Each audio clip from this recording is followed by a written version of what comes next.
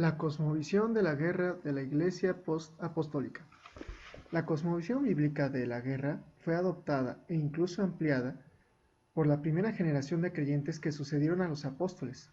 Sus reflexiones sobre el mal difieren bastante de la teología después de San Agustín. Ellos generalmente dan por supuesto que la explicación final del mal hay que encontrarla en el libre albedrío de Satanás, de los ángeles caídos y de los seres humanos, en oposición a la conclusión de que cada mal particular tiene un propósito divino detrás de él. Una providencia mediadora, si bien los padres posapostólicos afirman sin lugar a dudas la soberanía de Dios sobre el mundo, ellos también creen que su control providencial está mediado por ángeles que poseían libre albedrío. Justino Mártir resume el punto de vista prevaleciente. Dios, cuando creó a todo el mundo y cuando al principio sometió todas las cosas, entregó al cuidado de los hombres y de todas las cosas debajo del cielo a ángeles, que él nombró sobre ellos. Pero los ángeles infringieron este nombramiento.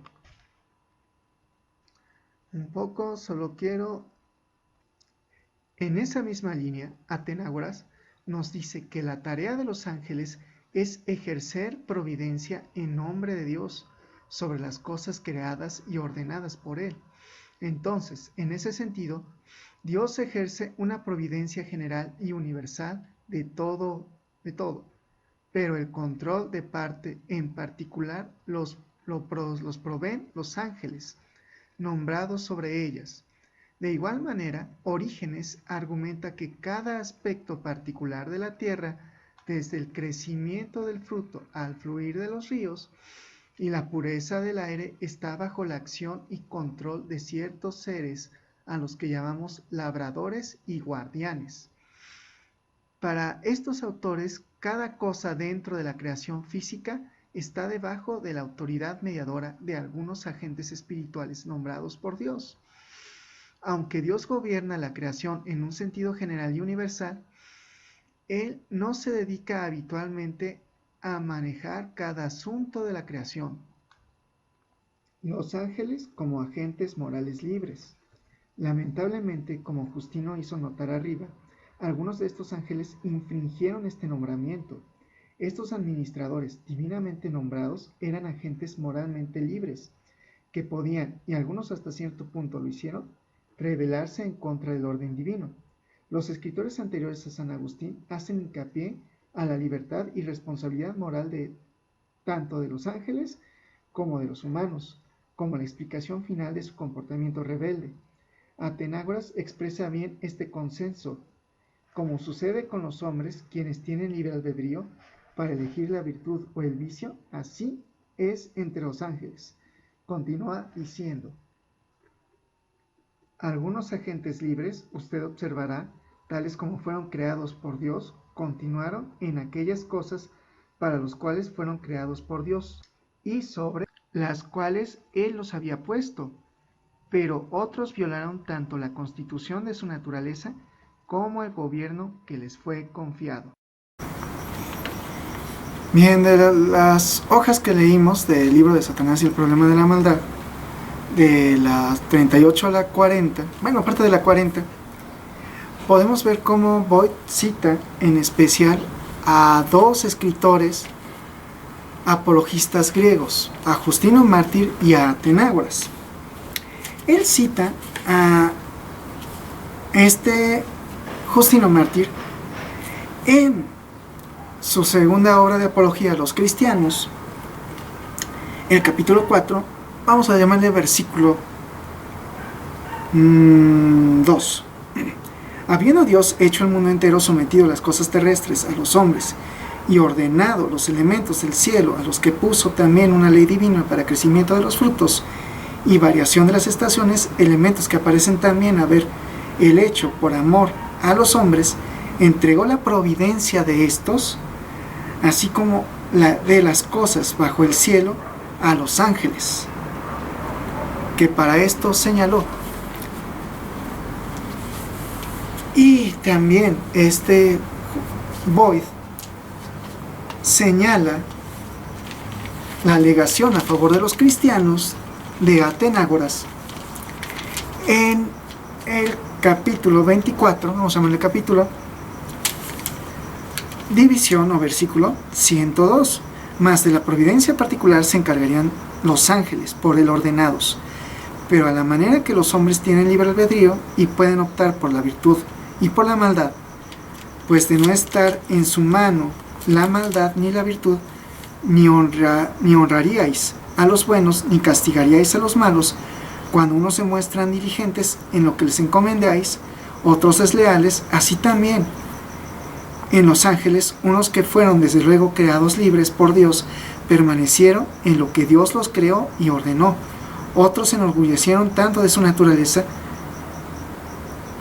sigue siendo el 102, como por el imperio que ejercían a saber. Termino esta parte, sigue continuando el 102, pero la continuación del 102 me parece más propia para lecturas posteriores del libro de Boyd. ¿Qué es el libro de Boyd? Quiero rescatar aquí que para el cristianismo primitivo, viniendo de un judeo-helenismo, para esta lectura, los ángeles son como una especie de administradores que vienen de parte de Dios. Son espíritus encargados de la administración. Estos ángeles, hay buenos y malos para la concepción del cristianismo primitivo. Tanto hay buenos y malos que, por ejemplo, este es un problema que en ocasiones se critica, incluso ¿qué son los demonios? Porque tal vez para los primeros cristianos, sobre todo porque para los primeros cristianos se basan en el texto, espérenme, en los textos de Platón. Para el capítulo 23, delegación a favor de los cristianos, se llega a decir por parte de Atenágoras, en cuanto, me parece que es en cuanto a una obra de Platón, es que yo lo estaba leyendo, déjenme leerlo por aquí. Pero ante todo, ya que voy a mostrar quiénes son los que obran en los ídolos y que no son dioses, es preciso traer también por testigo a algunos filósofos, tales como dicen los que conocen a fondo sus doctrinas. Fue el primero que estableció la división entre Dios, demones y héroes. Demonios. Por Dios, entiende la mente del mundo. Por demones, las sustancias animadas. Y por héroes, las almas separadas, ¿no? Es una interpretación que Atenágoras está haciendo de su propia historia helénica, de la propia mitología helénica, para decir, bueno, ¿en qué nos importa a los cristianos el relato del Mesías judío, ¿no? Entonces Atenágoras comienza a hablar toda esta alegación en favor de los cristianos. En esta alegación a favor de los cristianos él habla de los demones, que son en sí los demonios, que así como le está diciendo, son como ánimas, son para nuestra comprensión contemporánea, porque algunos dirán, las almas no existen, son espíritus, son conciencias que existen por ahí, que no son propias de la mente creadora. A eso se refiere con mente. Podría por allí, y no quiero hacerlo porque si no voy a alargar el video, ya lo intenté y en una revisión, y se alargó muchísimo el video, acerca de la mente creadora y la mente en el interior del mundo. Es la mente creadora, lo que nos está diciendo Atenágoras. La mente creadora es Dios y los espíritus consecuentes de la existencia del mundo son propiamente los demonios. Pero estos demonios también podríamos decir que son buenos y malos, como los ángeles, son buenos y malos. Para el caso de los malos, serían los que hoy llamamos demonios, no demones. Por ahí me autocorrijo de inmediato, ¿no? Y estos son a los que cuando uno que estuvo en el ala neocarismática, o bien los que les gusta ver películas de terror, con los que los exorcistas se están expulsando a cada rato. Bueno, no a cada rato, pero los que les toca pelear. Esos son. Pero valga, hay ángeles de diversas naturalezas. Recordemos que Efesios, sí, me parece que Efesios nos habla de la jerarquía de los ángeles. Hay jerarquías de ángeles. Esto viene del judaísmo. Más los cabalistas se dedican en ocasiones a estudiar esta jerarquía de ángeles. Y en ese sentido la jerarquía de demonios, ¿no? Demonios. También los demonios tienen sus jerarquías, también los demonios, los ángeles tienen jerarquías. Y dentro de estas jerarquías pues están los que en realidad se dedican a la administración del cosmos y están los que a cada rato se pueden considerar expulsados por el vencimiento del Mesías Jesús. Aquí hay que tener cuidado en cuando nosotros hablamos de guerra espiritual, en especial por el ala neocarismática de la que vine, pero que esto ha tenido la crítica por varios cristianismos históricos. Primero, de que ven demonios hasta en la sopa. No hay tal cosa. Hay que saber, en este sentido, de que si hay demonios cósmicos, estos se dedican a la administración del cosmos con todo y rebeldía. Y con todo y esa rebeldía, su combate no es gritándoles vete y lárgate de aquí, Satanás. No.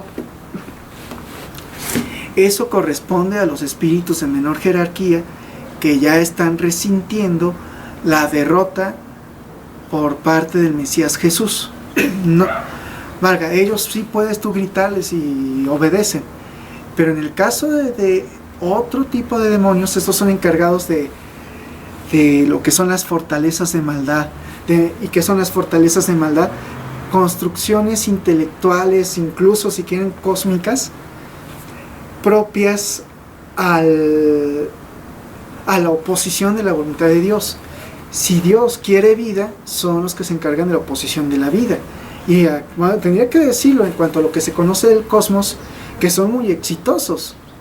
Son tan exitosos que, por ejemplo, nosotros en la física han habido cálculos sobre tratar de encontrar dónde se encuentra, bueno, la posibilidad de vida inteligente en el universo, y los teóricos han encontrado que mínimo un planeta por galaxia tiene vida.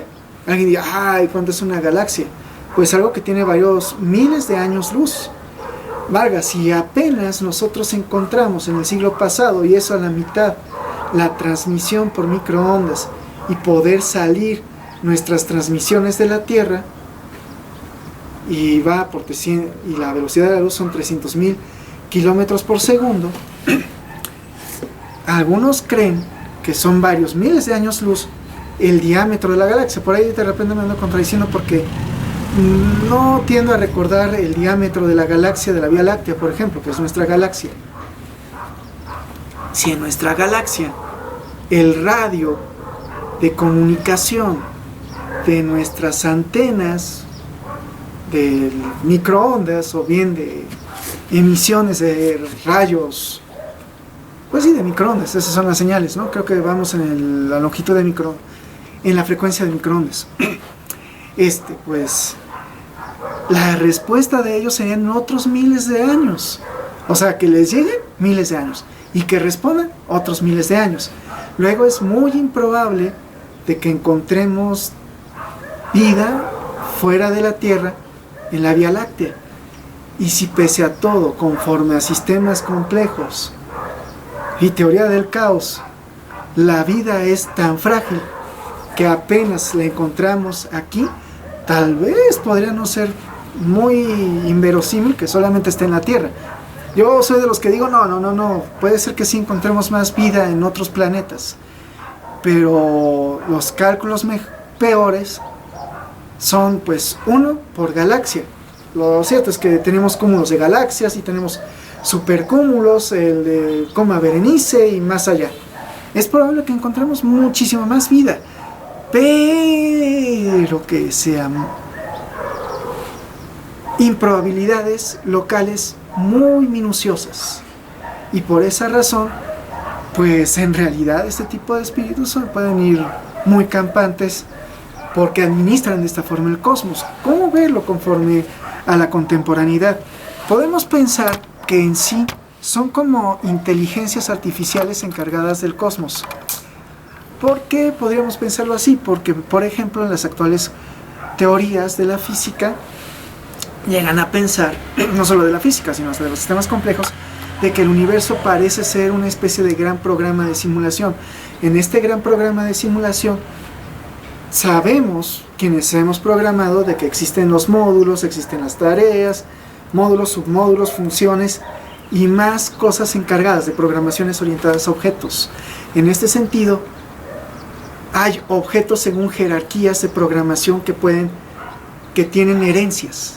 Que ciertos programas heredan de otros módulos, vamos a llamarlo así, de otros objetos, sus propiedades, sus funciones. Bueno, eso que se hereda, todo eso, pueden verse incluso como inteligencias artificiales, podríamos pensarlo así, según piensa la gran inteligencia programadora del universo. Y conforme a esto dicho, podríamos tener una diversidad de inteligencias encargadas de nuestra, entre comillas, simulación de universo, de nuestro universo. Y en ese sentido, pues el universo tendría diversas inteligencias de administración, incluso emergentes o endógenas o propias del cosmos, que estos así llamados para la concepción precientífica serían los dioses, serían los ángeles, y para la concepción moderna pues serían inexistentes, y para la cosmovisión contemporánea, posmoderna, de sistemas complejos, es una posibilidad de inteligencia artificial. De esa posibilidad de inteligencia artificial, un cristiano puede retomar y decir, bueno, tal vez no se esté tan errado en pensar en que si tal vez haya dioses que pueden provenir del uno, como esta inteligencia que supera las inteligencias, dicho por Proclo Plotino, pues esto en sí son los espíritus, que no tiene sentido estarles gritando y decir lárgate de aquí. ¿Cuál sería su combate espiritual? ¿Cuál es el combate espiritual para el caso, por ejemplo, de esta pandemia que nos está afectando? Pues a veces no ser tan espiritual, sino darnos cuenta de nuestro aquí y en nuestro ahora y decir, oye, hay enfermos. ¿Qué hace un doctor? Va, atiende y busca aliviar el dolor. El reino de Dios es buscar aliviar ese dolor, y en lo espiritual combatir la causa. Yo me acuerdo cuando me convertí, el apóstol Lezama siempre decía mucho, es que ustedes no tienen que ir nada más a aliviar a los dolores, no tienen que irse por las consecuencias, váyanse a las raíces de maldad. O sea, dense cuenta de la raíz de las cosas, y eso es lo que tienen que resolver. El reino de los cielos, en ese sentido, es resolver las raíces del por qué el ser humano se encuentra mal. Lo voy a decir en nuestro contexto contemporáneo desde el cristianismo primitivo. Eso es. El reino de los cielos es la solución de Dios a las raíces de mal que sufrimos los seres humanos. Eso es guerra espiritual. No es estarle necesariamente gritando a los demonios. Sí, a los espíritus que están ya vencidos, que ya dicen ya no podemos más porque la presencia mesiánica es fuerte. En lo inmediato espiritual. Pero en lo no inmediato espiritual, en lo mediato, se esperaría del cristianismo no solamente lo que malamente hicimos desde Constantino, sino lo que podríamos rescatar de este poscristianismo, de un cristiano poscristiano, un cristianismo poscristiano. Tendríamos que esperar en que cuáles son los males que de todos modos seguimos sufriendo, y que pese a la muerte de todos los grandes relatos no hemos podido resolver. Y lo vemos con la pandemia. ¿Los seres humanos enferman todavía? Sí. ¿Los seres humanos siguen sufriendo de hambre? Sí. ¿Hay injusticias sociales? Sí. ¿Qué es el reino de los cielos en cuanto a ello? Una solución de esperanza. Que el cristiano, lejos de atacar la ciencia, atacar la filosofía, entre dentro, retome de ello como cristiano, sepa ver a Dios en la ciencia y en la filosofía, Y en ese retomar para sí, no para imponerlo a los otros, a veces para dialogarlo sí, con quien quiera dialogar, hacer bienestar a la humanidad en la raíz de sus males. Eso es guerra espiritual. Y por eso yo voy a seguir rescatando la obra del libro de Boyd, de Satanás y el problema de la maldad, y le estoy dando mi propia interpretación. Hasta luego a todos, saludos a Samuel Fernández Estrada, Iván, si me estás viendo, saludos también a ti, a Susana, tu esposa, y pues a quien me esté viendo, saludos, y quien me esté saludando le daré saludos para la siguiente. Gracias.